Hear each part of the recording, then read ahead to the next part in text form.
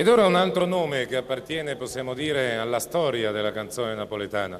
Non per niente la serie Oro raggruppa veramente dei grossi big, e in questo caso si tratta di un cantante che forse avrà mancato sì e no un paio di festival dal suo origine fino ad oggi.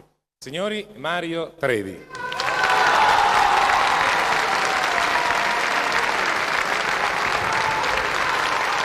Abbiamo detto Mario Trevi, si è scatenato l'applauso.